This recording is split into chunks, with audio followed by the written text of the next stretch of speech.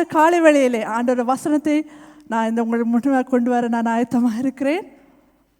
ஆண்டவர் இந்த நாட்களிலே சொன்னபடி நாங்கள் பெந்தகோஸ்தே என்ற தினத்துக்காக நாங்கள் ஆயத்தப்பட்டு கொண்டிருக்கிறோம். நானும் விசுவாசிக்கிறேன் நீங்கள் அந்த தியான புத்தகத்தை வாசித்து ஒவ்வொரு நாளும் பரிசுத்த ஆவியானவர் பெந்தகோஸ்து நாள் வந்தது பிறகாக அதன் பிறகு சபையில் ஏற்பட்ட மாற்றங்கள், அவரை விசுவாசித்தவர்கள் மத்தியில் ஏற்பட்ட மாற்றங்கள், சீஷர்கள் அப்போஸ்தலர்கள் மத்தியில் ஏற்பட்ட மாற்றங்கள், எல்லாவற்றை குறித்து நீங்கள் ஓரளவு ஒரு அறிவு ஒரு ஞானம் இப்பொழுது உங்களுக்கு வந்திருக்கும். அதை வாசிக்கும் பொழுது வாசிக்க ஆண்டவர் எப்படிப்பட்ட விதங்களில் எங்கள் மத்தியிலே அசைவாடுகிறார், எப்படி ஊற்றப்படுகிறார் என்பது குறித்து மிக தெளிவான ஒரு விளக்கம் உங்களுக்கு வந்திருக்கும். தொடர்ந்து வாசிக்கப்படி நான் உங்களுக்கு உற்சாகப்படுத்துகிறேன். ஏன்னால் அதிலே நிறைய விளக்கங்கள் எங்களுக்கு கிடைக்கக்கூடியதாக இருக்கிறது. ஆகவே இந்த நாளிலே இந்த நாள் என்னுடைய இந்த பிரசங்கத்தின் தலைப்பாக ஆவியானவரும் தேவனும் என்ற தலைப்பில் உங்களோடு கூட எனக்கு அதுக்கு ஆசைப்படுகிறேன். நாங்கள் கடந்த சில கிழமைகளுக்கு முன்பதாக பாஸ்டர் எங்களோட அழைத்தார். இயேசுவானவர் பரலோகத்துக்கு எடுத்துக்கொள்ளப்பட்டது பிறகாக பரிசுத்த ஆவியானவர் எங்கள் மத்தியில் வந்தார் என்று. ஆண்டவர் எடுத்துக்கொள்ளப்பட்ட பிறகு அவர் ஆவியாக பரிசுத்த ஆவியானவராக எங்கள் மத்தியில் வந்தார். ஆகவே இந்த நாளிலே நாங்கள் தேவனுடைய வசனத்தை நாங்கள் வாசிக்க கேட்போம். அப்போஸ்தலர் 2 அதிகாரம் 1-3 வசனம் வாசித்த பிறகாக நாங்கள் தொடர்ந்து இந்த காரியங்களை பார்ப்போம். பெந்தகோஸ்தே எனும் நாள் வந்தபோது அவர்கள் எல்லாரும் ஒருமனப்பட்டு ஓரிடத்திலே வந்திருந்தார்கள். அப்பொழுது பலத்த காற்று அடிக்கிற முழக்கம் போல வானத்திலிருந்து சடுதியாய் ஒரு முழக்கம் உண்டாகி அவர்கள் உட்கார்ந்திருந்த வீடு முழுவதையும் நிரப்பிற்று. அல்லாமலும் அக்கினிமயமான நாவுகள் போல பிரிந்திருக்கும் நாவுகள் அவர்களுக்கு காணப்பட்டு அவர்கள் ஒவ்வொருவர் மேலும் வந்து அமர்ந்தது. நாங்கள் ஜெபிப்போம். கிருபை இரக்கமுள்ள ஆண்டவரே, இந்த நேரத்துக்காக உங்களுக்கு நாங்கள் நன்றி செலுத்துகிறோம்.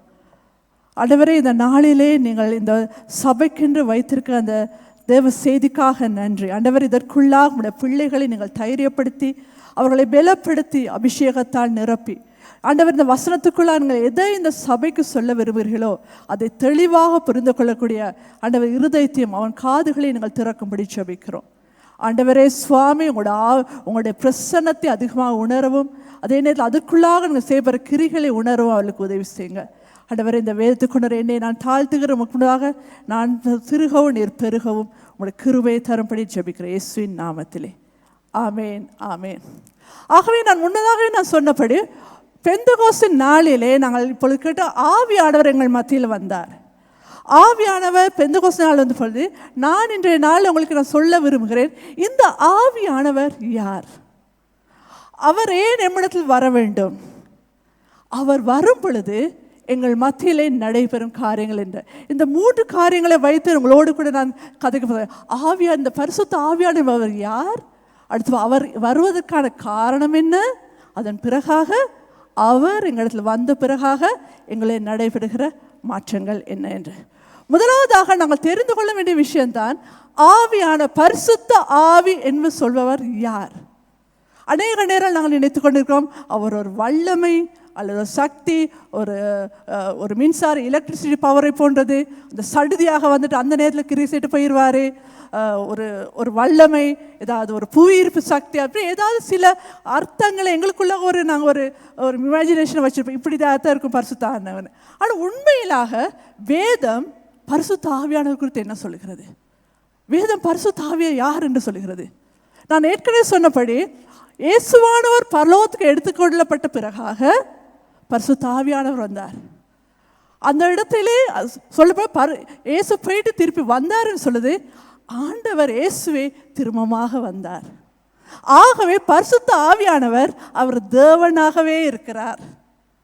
நன்றாக விளங்குங்க. அவர் வேறொரு சக்தி இல்லை, ஒரு வல்லமை இல்லை, ஏதோ அந்த நேரத்துக்கு வந்துட்டு போற ஒருத்தர் இல்லை, அவர் தேவனாக இருக்கிறார்.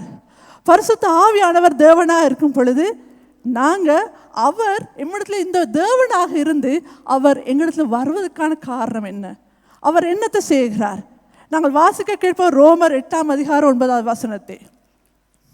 தேவனுடைய ஆவி உங்களில் வாசமாயிருந்தால் நீங்கள் மாம்சத்துக்குட்பட்டவர்களாய் இராமல் ஆவிக்குட்பட்டவர்களாய் இருப்பீர்கள். ஆமேன். அந்த இடத்துல சொல்லப்படுது தேவனுடைய ஆவி உங்களுக்குள் வாசமாயிருந்தால், அப்படியான என்ன சொல்லப்படுகிறது? தேவனுடைய ஆவி உங்களுக்குள் வாசமாயிருக்கிறார். ஆகவே ஆண்டவராகிய தேவன் பரிசுத்த ஆவியாக எங்கள் மத்தியில வந்தது உங்களுக்குள் வாசமாயிருக்கு. எதுக்காக வந்தார்? உங்களுக்குள்ளாக வாசமாயிருக்கிறதுக்கு. நீங்கள் சொல்லி எங்களை தட்டி சொல்லுங்க, ஆண்டவர் எனக்குள்ளாக வாசம் செய்கிறார் என்று. அவர் வந்ததன் முதல் நோக்கம்தான் அவர் உங்களுக்குள்ளே வாசம் செய்யும்படியாக. அவர் வரும் பொழுது எங்களுக்குள்ள அவர் வந்து வாசம் செய்யும் பொழுது எங்களுக்குள்ள பலத்த மாற்றங்கள் வருகிறது. நாங்கள் மறுரூபமாக்கப்படுகிறோம், புதிய மாற்றங்கள் நடைபெறுகிறது. எங்களுக்குள்ளாக அவர் புதிய காலை சீர்படுத்துகிற தேவனாக இருக்கிறார். எங்களுக்குள்ளாக சில எங்களுக்குள்ள தேவையற்ற காரியங்களை அவர் இல்லாமலாக்கி புதிய காரியங்கள் எங்களுக்குள்ளே கொண்டு வருகிறார். எனக்கு ஞாபகம் இருக்குது, என்னுடைய சிறு பிராயத்திலே நாங்கள் ஒரு வீட்டில் வாழ்ந்து கொண்டிருந்தோம். அப்போ சடுதியாக ஒரு ஷார்ட் நோட்டீஸில் அந்த வீட்டை விட்டு எங்களுக்கு போக வேண்டி வந்துச்சு. அப்போ அந்த வீட்டை விட்டு போக வேண்டி வந்த உடனே என்னுடைய பெற்றோர் பல வீடுகளை தேடினாங்க. மிகவும் குறுகிய காலம் அது. அந்த காலத்துக்குள்ளே எங்களுக்கு ஒரு வீடு ஒன்று கிடைக்கலாம் போயிடுச்சு. அப்போ அந்த இடம் என்னோடய பெற்றோர் ஒரு முடிவுக்கு வந்தாங்க, ஒரு தீர்மானத்துக்கு வந்தாங்க. என்னுடைய மாமா ஒருத்தர் இருந்தார், அவரோட வீட்டில் போய்ட்டு கொஞ்ச நாளைக்கு இருப்போன்னு சொல்லி. ஆக எங்களோட மாமா வீட்டுக்கு நாங்கள் போகிறோன்னு கேள்விப்பட்ட உடனே அவர் என்ன செய்தார், அவரோட வீட்டில் சில மாற்றங்களை உண்டு பண்ணார்.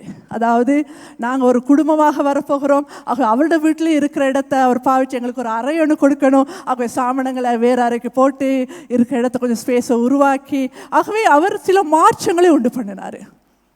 ஆகவே அந்த வீட்டுக்கு நாங்கள் போனதுக்கு அப்புறமாக எங்களுக்குள்ளாகவும் சில மாற்றங்களை நாங்கள் செய்ய வேண்டியது. இவ்வளோ காலம் நாங்கள் வாழ்ந்த விதத்தை விட சற்று வித்தியாசமாக சில விஷயங்களை செய்ய வேண்டியது இருந்துச்சு. என் அம்மா கொஞ்சம் ஸ்ட்ரிக்டானவங்க, அவங்க ஒரு டீச்சர், அதனால் வீட்லேயும் அதே மாதிரி தான் இருப்பாங்க. இன்றைக்கி அம்மா நினைக்கக்குள்ளே ஆண்டுக்கு நன்றி செலுத்துகிறேன். அவங்க எல்லாத்துலேயும் கொஞ்சம் மிச்சம் டிசிப்ளின் பார்ப்பாங்க. அதாவது அந்த நேரத்தில் அம்மா சொல்லியிருப்பாங்க, இன்னொரு வீட்டோடு இன்னொரு குடும்பத்தோடு நாங்கள் வந்திருக்கிறோம், ஆகவே நீங்கள் எந்த ஒரு பொருள் எடுக்கிறனால அவங்கள்ட்ட கேட்டுட்டு தான் எடுக்கணும். சில முக்கியமான கண்டிப்பான சில அறிவுரைகளை சொன்னாங்க. நீங்கள் சில பொருட்களை கேட்டுட்டு அவங்கள்ட்ட கேட்டு பெர்மிஷன் எடுத்து எடுக்கணும். ஒரு அறைக்கு பொறுத்து தட்டிட்டு போகணும். அந்த சப்பாத்து ஸ்கூல் எல்லாம் விட்டு வந்தால் அங்கங்கே போடக்கூடாது. சில விஷயங்களை எங்களுக்குள்ள மிகவும் கண்டிப்பாக சில விஷயம் அதை நான் செய்து வந்தாலும் அந்த முறை கொஞ்சம் கண்டிப்பாக சொன்னாங்க. சில மாற்றங்கள் எங்களுக்குள்ளேயும் நடைபெற தொடங்கியது. அதே போல் என்னுடைய மாமா வீட்டில் அந்த குடும்பத்தார் எங்களோடு இணைந்து அவங்களும் அதற்கேற்ற அவங்களோட லைஃப்பையும் அவங்களோட வாழ்க்கையும் கொஞ்சம் அட்ஜஸ்ட் பண்ண வேண்டி வந்துச்சுன்னா இன்னொரு குடும்பமாக அந்த இடத்துல நாங்கள் வாழ தொடங்கினதாக. நான் இதுக்கு சொல்கிறதுக்கு காரணம், இந்த பரிசுத்தாய் வரும் பொழுதும் எங்களுக்குள்ளாக மாற்றங்கள் ஏற்படுகிறது. அவர் எங்களுக்குள்ள வாசம் செய்ய வரும் பொழுது எங்களுக்குள்ளாக சில மாற்றங்களை அவர் உருவாக்குகிறார். நாங்கள் அந்த வீட்டோட எங்களோட மாமா வீட்டோட நாங்களும் சேர்ந்து வாழ தொடங்குற நேரத்தில் அந்த வீடு எப்பவுமே நிறைஞ்சிருக்கும். அந்த வீட்டில் எந்த நேரம் ஆக்கள் இருப்பாங்க. எப்பயுமே ஒரு தனிமை உணர்வுன்னு வந்ததில்லை. எப்போதும் இந்த நேரம் யாராவது ஒருவர் அந்த வீட்டில் இருப்பாங்க.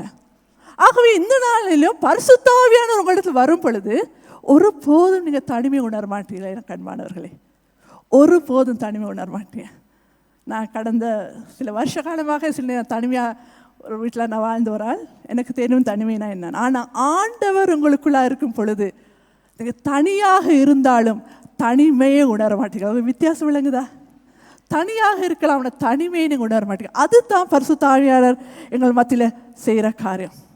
அவர் சும்மா பரிசுத்த அந்த நேரத்துக்கு வந்துட்டு சும்மா உங்களோட வாழ்க்கையில் கடந்து போகிறவர் இல்லை.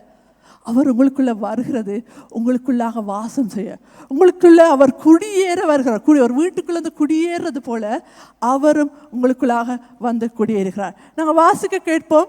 யோவான் 16ஆம் அதிகாரம் 7-8 வசனங்களே. நான் உங்களுக்கு உண்மையை சொல்லுகிறேன், நான் போகிறது உங்களுக்கு பிரயோஜனமாயிருக்கும். நான் போகாதிருந்தால் தேற்றரவாளன் உங்களிடத்தில் வரார். நான் போவேனே ஆகில் அவரை உங்களிடத்திற்கு அனுப்புவேன்.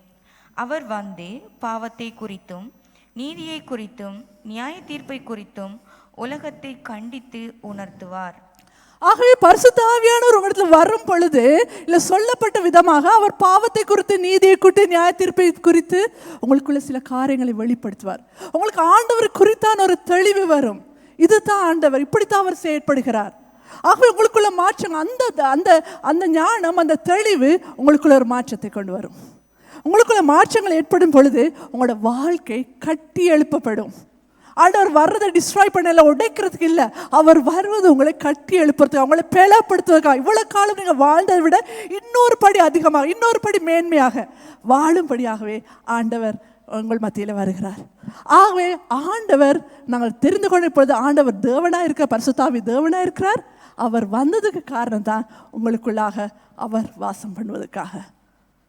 மூணாவது காரியம் தான் நான் ஏற்கனவே சொன்னபடியாக, அவர் எதற்காக, அவர் வந்தது பிறகாக எங்களில் ஏற்பட மாற்றங்கள் என்ன, எங்களுக்கு எப்படிப்பட்ட மாற்றங்கள் வருகிறது. இதற்கு நான் 3 பிரிவுகள் மத்தியில் உங்களோட நான் கதைக்கு ஆசைப்படுறேன். முதலாவது தான் ஆவியானவருடைய எதிர்காலம், the future of the spirit. அதாவது எதிர்காலத்தில் வருகிற ஒரு காரியத்தை குறித்து ஆண்டவர் எங்களுக்கு ஏதோ சொல்லும்படியாக வருகிறார்.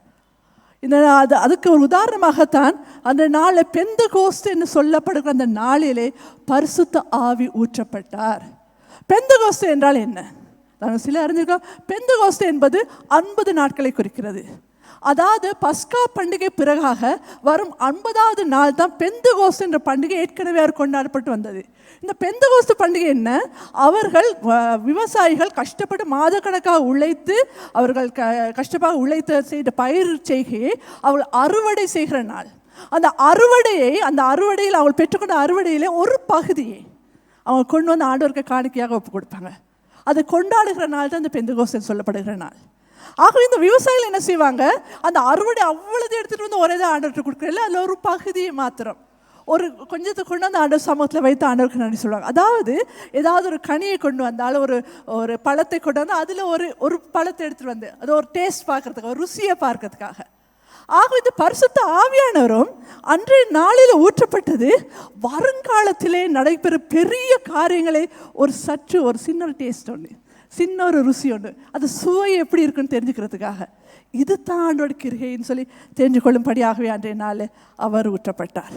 அதாவது நான் எதிர்காலத்தின் காரியம் சொல்ல பொழுது ஆண்டவர் பெரிய மாற்றங்கள், அந்த பெந்தகோஸ்து நாளுக்கு பிறகாக பெரிய மாற்றங்கள், பெரிய வல்லமைகள், அந்த நாளை விட அதிகமான வல்லமையான காரியங்கள் நடைபெற்று வருகிறது. ஆகவே அது எல்லாவற்றையும் ருசி பார்க்க ஒரு சின்ன ஆண்டோட பிரசன்னத்தை தான் அன்றைய நாளிலே, இந்த பெந்தகோஸ்து நாளிலே அவர்கள் அனுபவித்தார்கள். உங்களுக்கு எல்லாருக்கும் தெரியும், அன்றைய நாளில் ஆண்டவர் ஏற்கனவே வாக்குத்தத்தம் பண்ண பரிசுத்த ஆவியானவர் தான் வந்தார் இயேசுக்குள்ளாக. அன்றைய நாளில் அந்த அறையில் 120 பேர் இருந்தாங்க. ஏன்னா 120 பேர் மத்தியில் ஆண்டவருடைய பிரசன்னம், ஆண்டோட ஆவியானவர் ஊற்றப்பட்டார். அதன் பிறகாக நாங்கள் பார்க்குறோம், அந்த ஆவியான் 120 பேர் மத்தியில் ஊற்றப்பட்டதன் பிறகாக இந்த அப்போஸ்தலர்கள் சென்ற எல்லா இடத்திலும் யார் யாருக்கா ஜெபித்தார்கள், எப்படி வசனங்களை பகிர்ந்து, அந்த இடத்துல எல்லாவற்றிலும் ஆவியானவர் ஊற்றப்பட்டார். நீங்கள் அந்த தியான புத்தகத்தை வாசித்தா தெரியும், ஒவ்வொரு அதிகாரத்துலேருந்து ஒவ்வொரு அதிகாரம் போகும் பொழுதும் பரிசுத்த ஆவியானவர் எப்படி கிரியை செய்தார்னு சொல்லி, ஒவ்வொன்றிலும் ஒவ்வொரு இடத்துல போகும் பொழுதும் ஆவியானவர் ஊற்றப்பட்டார். அந்த இடத்துல ஆண்டவர் அந்நிய பாஷையில் பேச தொடங்கினார்கள். பல அற்புதங்கள், அதிசயங்கள் நடைபெற்றது. ஆவியானவர் ஊற்றப்படும் பொழுது ஆண்டோட வல்லமை, மகத்துவான காரியங்கள் வெளிப்படுகிறது. யோவேல் புத்தர் சொல்லப்படுகிறது, அவர் மாம்சமான யாவர் மேலும் ஆவி ஊற்ற, யார் மாம்சமான யார் இருக்கிறார்களோ அவர்கள் மேலே ஆவியான ஊற்றப்பட்டார். கடந்த ஒரு 2 வருஷத்துக்கு முன்பதாக அமெரிக்காவிலே ஒரு பெரிய ஒரு காரியம் நடைபெற்றது. அதுதான் அமெரிக்காவில் கென்டக்கி என்று சொல்லப்படுகிற ஒரு பிராந்தியத்திலே ஒரு யூனிவர்சிட்டி ஒன்று இருந்துச்சு, ஆஸ்பரி யூனிவர்சிட்டின்னு சொல்லி. அந்த இடத்துல ஆண்டவருடைய ஒரு வல்லமையான செயல் அந்த நாளில் சொல்லப்பட்டது. அதுதான், அது ஒரு யூனிவர்சிட்டி. அந்த நாளிலே சாதாரணமாக காலை நேரங்களில் அவருடைய தியானம் நடைபெறும். அவருடைய செப்பலில் அந்த தியானம் ஒன்று நடைபெறும். ஒரு நாள், ஒரு குறிப்பிட்ட நாளிலே அந்த தியானமானது மிகவும் ஒரு மாற்றத்தை உண்டு பண்ணுகிறது. அதாவது அந்த நாள் ஆண்டவர் பரிசுத்த ஆவியானவர் அபரிதமாக ஊற்றப்பட்டார். அந்த அபரிதமாக ஊற்றப்பட்ட அந்த நேரத்தில் அவங்களுக்கு அந்த ஜெபத்தை நிறுத்திக்கலாம் போயிடுச்சு. அந்த குறிப்பிட்ட டைமில் அவங்களோட ஜெபத்தை நிறுத்தி கொள்ளலாம் போயிடுச்சு. அவங்களோட அந்த அனுபவத்தை அவர்களால் நிறுத்தி கொள்ளலாம் போயிடுச்சு. இது தொடர்ந்து அவர்கள் ஆண்டவர் சமூகத்திலே நிற்க தொடங்கினாங்க. தொடர்ந்து அது ஒரு நாள் இல்லை, 2 நாள் இல்லை, 3 நாள் இல்லை, தொடர்ந்து 2 கிழமைக்கு மேற்பட்ட அளவு அவர்கள் தொடர்ச்சியாக இரவும் பகலும் ஆண்டோட பிரசன்னத்தை அவங்களை அனுபவித்தார்கள். இதுதான் மிகவும் அதிக அளவு டாக்குமெண்டட், அதாவது அதிகளவு ஆவணப்படுத்தப்பட்ட, அதாவது ரெக்கார்ட் பண்ணப்பட்ட, எழுதப்பட்ட ஒரு டாக்குமெண்ட், ஒரு ஹிஸ்ட்ரி இவெண்ட்டாக இருக்குது. ஏனென்றால் அந்த அளவு அப்படிப்பட்ட ஒரு ஊற்றுதலை இதற்கு முன்பதாக நாங்கள் சந்தித்தது இல்லை. அநேக தேசங்களிலிருந்து அந்த இடத்துக்கு, அந்த யூனிவர்சிட்டிக்கு ஆக்கள் போனாங்க. அந்த இடத்துல போய் சும்மா உட்கார்ந்துட்டு வரதுக்கு, ஆண்டவர் பிரசன்னத்தை அனுபவிச்சுட்டு வரதுக்கு மட்டும் அநேகர் பல நாடுகளிலிருந்து கூட போனாங்க. இதுதான் அன்றைய நாளிலே பெந்தகோஸ்து தினத்திலே 120 பேருக்குள்ளாக தொடங்கப்பட்ட வல்லமை இன்று ஆயிரக்கணக்கான பேர், வல்லமையான இன்னும் அதிக லட்சக்கணக்கான பேர் அனுபவித்துக் கொண்டு வர்றார்கள். இன்னும் தொடர்ந்து நடைபெற்று கொண்டே இருக்கிறது. இதுதான் நான் சொன்ன அந்த டேஸ்ட். முதல் தடவை அனுபவிச்சது கொஞ்சம் பேர் தான் இருக்காங்க. ஆனால் அதன் பிறகாக வந்த அனுபவமோ மிகவும் பெரிய ஒரு அறுவடையாக வந்தது. இன்றைய நாளிலும் ஆண்டவர் எங்கள் மத்தியிலே அந்த அறுவடை செய்யும்படியாக ஆயத்தமாக இருக்கிறார். அவருக்கு பரிசுத்த ஆவியானவர் எங்களுக்கு வரும் பொழுது அவர் எங்களை புதுப்பிக்கிறார், எங்களை புதிய மனுஷராக மாற்றுகிறார், எங்களை அவர் ரிஃப்ரெஷ் பண்ணுறார், எங்களை புத்துணர்ச்சியை கொடுக்கிறார். கேட்டுக்கொள்ள நான் ஸ்லைட்ஸை போடும்படியாக. அதே போல் ஆண்டவர் சொன்ன அந்த வார்த்தை, இயேசுவால் சொல்லப்பட்ட அந்த வார்த்தை நிறைவேறினது. எதிர்காலத்தில் வருகிற அந்த அபரிதமான அந்த ஆசீர்வாதம், ஃபியூச்சர் அபாண்டன்ஸ், அது அபரிதமான அந்த ஆசீர்வாதம் அன்றைய நாளிலே அவர்கள் கொஞ்சம் கொஞ்சம் உணரத் தொடங்கினார், அதை அனுபவிக்க தொடங்கினார்கள். ஆகவே இந்த பரிசுத்த ஆவியானவரது ஊற்றுதலானது பெரிய மாற்றங்களை ஏற்படுத்தி கொண்டு வந்தது. அதே நேரத்தில் இந்த ஆண்டவர், இந்த நான் ஏற்கனவே சொன்னது போல தேவன் இந்த மனுஷர் மத்தியில் இறங்கி வந்து அவர் எங்களோடு கூட வாசம் பண்ண தொடங்கினது இது முதல் தடவையாக இருந்தது. ஏற்கனவே பழைய ஏற்பாட்டிலே இப்படி ஒரு சிறிய ஒரு காரியம் நடைபெற்றிருக்குது. நாங்கள் வாசிப்போமா இருந்தால் நாங்கள் யாத்திராகம புத்தகத்திலே இது ஒரு சம்பவம்னு சொல்லப்படுகிறது. நாங்கள் வாசிக்க கேட்போம். யாத்திராகமம் 19ஆம் அதிகாரம் 16 வசனமும் அதே போல் 18வது வசனத்தையும். 3ஆம் நாள் விடிய காலத்தில் இடிமுழக்கங்களும் மின்னல்களும் மலையின் மேல் கார்மேகமும் மகா பலத்த எக்கால சத்தமும் உண்டாயிற்று. பாளையத்திலிருந்த ஜனங்கள் எல்லாரும் நடுங்கினார்கள். கர்த்தர் சீனாய் மலையின் மேல் அக்கினியில் இறங்கினபடியால் அது முழுவதும் புகைக்காடாய் இருந்தது. அந்த புகை சூளையின் புகையைப் போல எழும்பிற்று. மலை முழுவதும் மிகவும் அதிர்ந்தது. ஆமென். சர்வ வல்லமுள்ள தேவன் மனுஷர் மத்தியிலே இறங்கும் பொழுது ஏற்பட்ட மாற்றங்கள் தான் இருந்தது. அதாவது அவர் இறங்கி வழும்போது எப்படி இருந்துச்சா, இடி முழக்கங்கள், மின்னல்கள், பலத்த சத்தம், எக்காலத்து மட்டும் பலத்த சத்தம், அக்கினி, அந்த பக்கமே பார்க்க முடியாத புகை காடாக மாறினது. அதே போல நில அதிர்வு, பூமி அதிர்ச்சி ஏற்பட்டதுன்னு சொல்லப்படுகிறது. அது பார்த்துட்டு ஜனங்கள் பயந்தார்கள். இது என்ன நடக்குதோ, இது தேவனுடைய வல்லமை. அதாவது இந்த பூமியால் ஒரு சர்வ வல்லமுடைய தேவனுடைய அந்த வல்லமையை தாங்கி கொள்ள முடியலை. அவ்வளவு தூரம் ஒரு பெரிய ஒரு அதிர்வு ஏற்பட்டது. அதே மாதிரி ஒரு விஷயம் பெந்தகோஸ்து நாளே நடக்குது. நாங்கள் வாசிக்க கேட்போம். அப்போஸ்தலர் ஏற்கனவே நாங்கள் பார்த்தபடி அப்போஸ்தலர் 2ஆம் அதிகாரத்தில் 2ஆம் 3ஆம் வசனங்களே. அப்பொழுது பலத்த காற்று அடிக்கிற முழக்கம் போல வானத்திலிருந்து சடுதியாய் ஒரு முழக்கம் உண்டாகி அவர்கள் உட்கார்ந்திருந்த வீடு முழுவதையும் நிரப்பிற்று. அல்லாமலும் அக்கினிமயமான நாவுகள் போல பிரிந்திருக்கும் நாவுகள் அவர்களுக்கு காணப்பட்டு அவர்கள் ஒவ்வொருவர் மேலும் வந்து அமர்ந்தது. இப்பொழுது இந்த இடத்திலே அந்த நாளிலே சீனாய் மலையில் ஏற்பட்ட அந்த நிகழ்வும் பெந்தகோஸ்து நாள்பட்டு ஏற்ற அந்த 2 நிகழ்வுகளையும் ஞாபகத்தில் வைங்க. அது 2 இடத்துலையும் நடந்தது ஒரே விஷயம்தான். முதலாவது நடந்துச்சு, முதல்ல இடி முழக்கம் வந்துச்சு, மின்னல் வந்துச்சு, பலத்த சத்தம். பெந்தகோஸ்து நாள் எப்படி வந்துச்சு, அதே போல் பலத்த சத்தம், பெரிய ஒரு காற்று, பலத்த சத்தம். அதன் பிறகாக என்ன நடந்துச்சு, அக்கினி புகைக்காடாக மாறினது. யாத்திராகமத்தில் பழைய ஏற்பாட்டில். புதிய ஏற்பாட்டில் நடந்துச்சு, அக்கினி நயமான நாவுகள் போல பிரிந்திருக்கிற நாவுகள் எல்லாரும் மேலே வர தொடங்கிச்சு. 3ஆவது நடந்துச்சு, பெரிய ஒரு பூமி அதிர்வு ஏற்பட்டது. அப்போஸ்தலர் 4ஆம் அதிகாரத்தில் இந்த அதிர்வு சொல்லப்படும். அன்றைய நாள் அந்த அதிர்வு சொல்லப்படல, ஆனால் அப்போஸ்தலர் 4ஆம் அதிகாரத்தில் சொல்லப்படுது அவர்கள் இருந்த இடம் அசைந்தது என்று. ஆகவே பரிசுத்த தேவ வல்லமை ஒரு இடத்தை தொடும் பொழுது ஏற்படுகிற மாற்றங்கள், ஏற்படுகிற சூழ்நிலையில் ஏற்படுகிற மாற்றங்கள் தான் இது.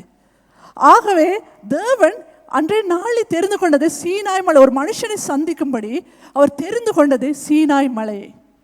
சீனாய் மலைக்கு தான் வந்து மோசையை வர சொல்லி அந்த இடத்துல அவர் சந்திச்சார். ஆனால் இன்றைக்கு அவர் தெரிந்து கொண்டிருப்பது யாரை? உங்களையும் என்னையும். நாங்கள் தான் அவர் தங்குகிற வாசஸ்தலம். திரும்பமாக ஆண்டவர் ஒரு மலையை தேடி போக தேவை அவசியம் இல்லை. ஒரு மலை ஆண்டவர் தெரிந்து கொள்ள உங்களையும் என்னையும் தான் ஆண்டவர் தெரிந்து கொண்டிருக்கார் அவர் வாசம் பண்ணும் ஸ்தலமாக.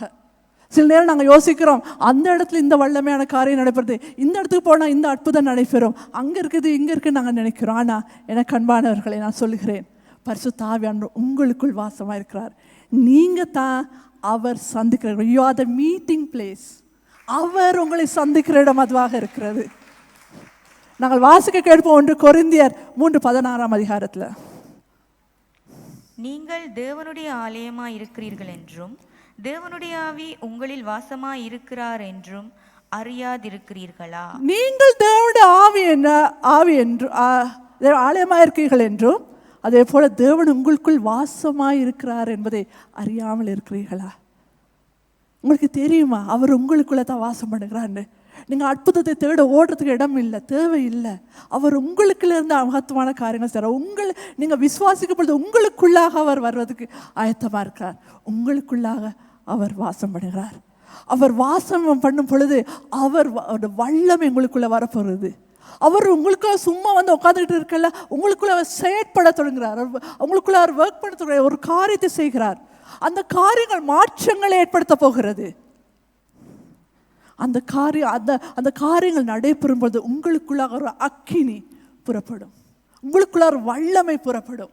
நீங்கள் போகிற இடமெல்லாம் ஆண்டோட வல்லமை மனுஷர்கள் அனுபவிப்பார்கள், தேவனுடைய பிரசன்னத்தை அனுபவிப்பார்கள். இது தான் ஆண்டு செய்கிற காரியம். அப்போஸ்தலர் புத்தகத்தில் இதே தான் நடைபெற்றது. அவர்கள் அந்த நாள் அக்கினியும் தேவனுடைய பிரசன்னத்தை அனுபவித்தார்கள். போகிற இடமெல்லாம் தேவனுடைய அக்கினியும் பிரசன்னமும் அவரை தொடர்ந்தது. பேதுரு நடந்து போகிற நேரம் ரோட்டில் வந்து நோயாளிகளை வச்சாங்க. ஏனென்றால் அவள் நிழல் பட்டாவது சுகத்தை பெறும்படியாக. அந்த காரியம் அன்றைய நாள் பெந்தகோஸ்து நாளுக்குரியது மாத்திரமல்ல எனக்கு அன்பானவர்களே, இன்றைக்கும் உரியது. இன்றைக்கும் ஆண்டவர் அதை செய்ய எதிர்பார்த்து காத்திருக்கிறார். ஆகவே ஆண்டவர் பரிசுத்த ஆவி எங்களுக்குள்ளே வரும் பொழுது அவர் எங்களுக்குள்ளே வாசம் பண்ண, அதாவது அவருடைய முதற்கனி அந்த நாளில் இன்னும் வரப்போகிற காரியங்களை நாங்கள் ருசி பார்க்கிற நேரமாக இருக்கிறது. 2வது காரியம் தான் பரிசுத்த ஆவியானவர் மத்திய செய்து, அதாவது ஆவியானவரின் ஒருமைப்பாடு, oneness of the holy spirit. ஆவியானவர் ஒன்றிணைக்கிற தேவனாக இருக்கிறார். நாங்கள் வாசிக்க கேட்போம் அப்போஸ்தலர் 2:4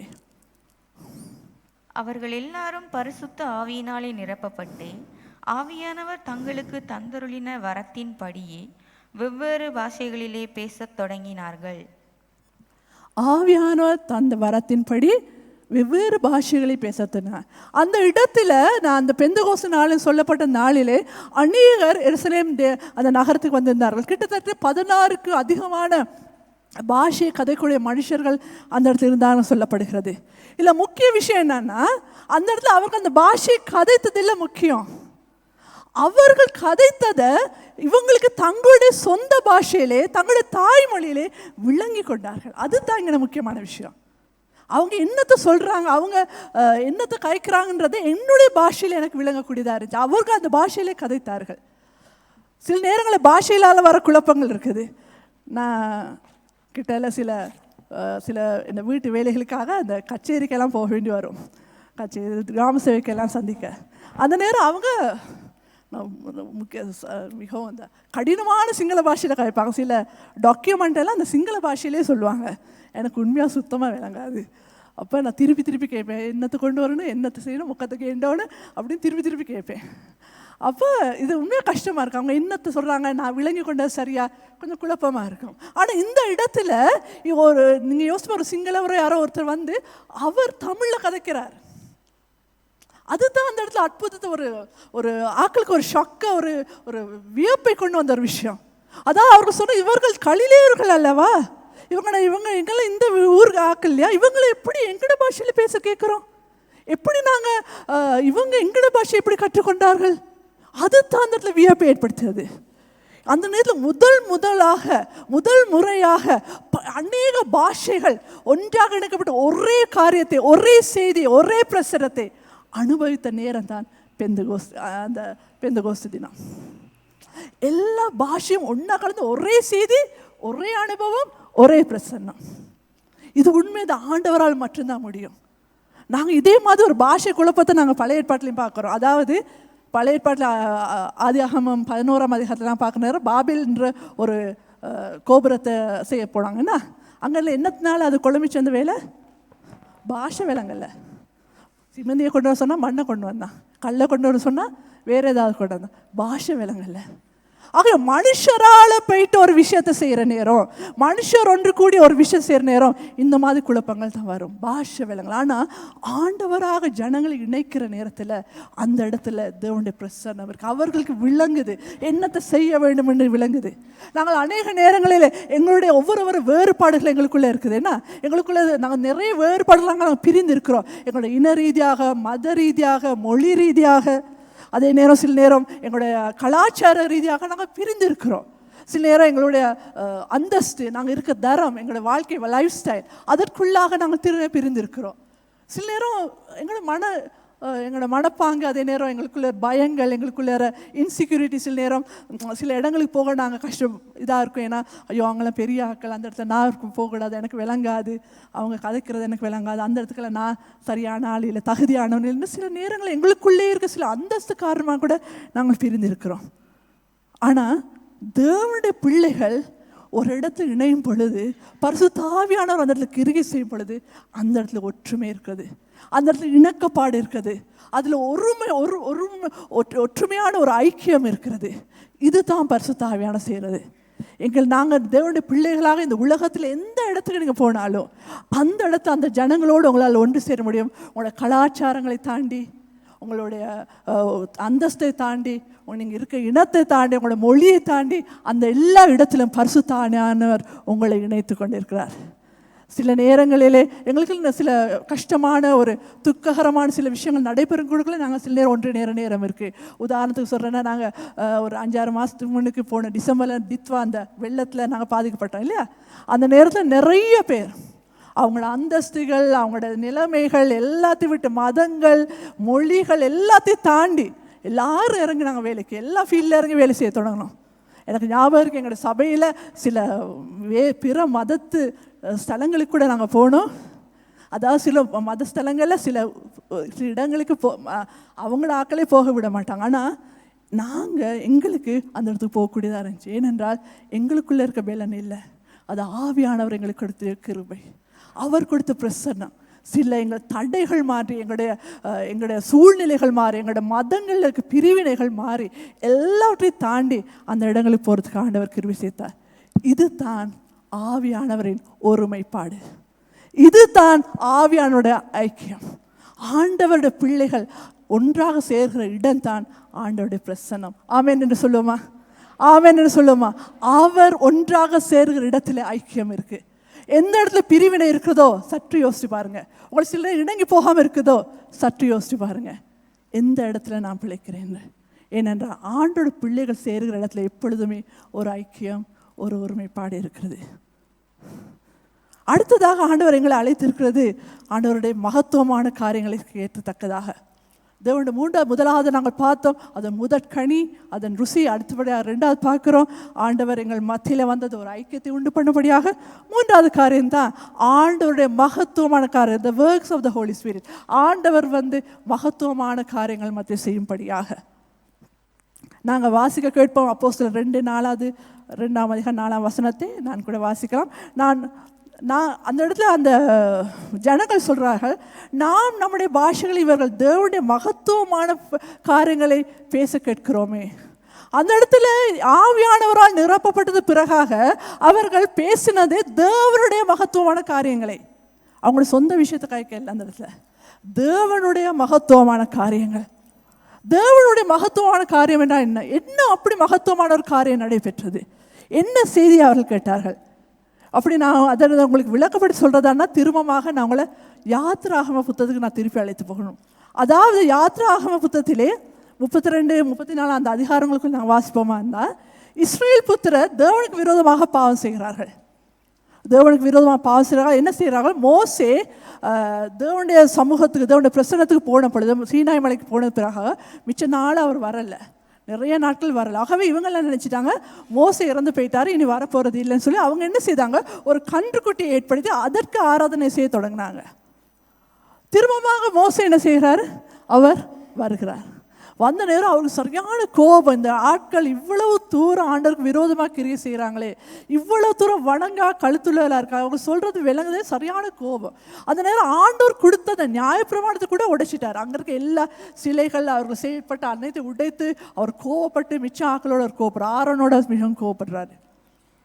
திரும்பமாக அந்த இஸ்ரேல் புத்திரர் என்ன செய்கிறாங்க, அவங்க மனம் திரும்புகிறாங்க. அவங்க கேட்குறாங்க, எங்களுக்கு இதுக்கு ஒரு பாவ நிவர்த்தி, அதாவது இதுக்கு எங்களுக்காக பரிந்து பேசுங்க, ஆண்டவருக்கு போய் சொல்லுங்கள், எங்களுக்காக நீங்கள் பரிந்து பேசும்படியாக. திரும்பமாக மோசே சீனாய் மலைக்கு போகிறாரு. இந்த முறை அவர் போகிறது நியாயப்பிரமாணத்தை திருப்பி எழுதித்தாங்கன்னு கேட்குறதுக்கு இல்லை. இந்த இடத்துல போகிறது இஸ்ரேல் புத்திரருக்கு ஆண்டவருக்கு எதிராக செய்த இந்த பாவத்துக்கு நிவாரணமாக அவர்களுக்காக அவர் பரிந்து பேசும்படியாக. அதாவது தேவனுக்கும் மனுஷருக்கும் இடையிலே நின்று அவர் அந்த பரிந்து பேசும்படியாக. அந்த இடத்துல அவர் போகும் பொழுது தேவன் உண்மையாகவே அவர் சர்வ வல்லமுள்ள தேவன், அவர் பட்சிக்கிற அக்கினி, அவர் வல்லமை அப்படியே இருக்கு. ஆனாலும் ஆண்டவர் கிருபை அவர் காணுகிறார், ஆண்டவர் மனதுருக்கத்தை காணுகிறார். அவர் கிருபை உள்ளவர், இரக்கம் உள்ளவர், சாந்தம் உள்ளவர், இவை எல்லாவற்றையும் அவர் அனுபவிக்கிறார். அந்த இடத்துல அவர் தேவனிடத்துலேருந்து அந்த கிருபையை பெற்றுக்கொண்டு நியாயப்பிரமாணத்தையும் திரும்பமாக பெற்றுக்கொண்டு அவர் அந்த இடத்துக்கு கீழே வருகிறார். அது சீனாய் மலையில் நடைபெற்ற ஒரு காரியம். இதே போல் ஒருவர் எங்களுக்காக பரிந்து பேசும்படியாக இன்னொரு மலைக்கு போனார். உங்களுக்கு தெரியுமா அந்த மலை என்னன்னு சொல்லி? அதுதான் கல்வாரி மலை.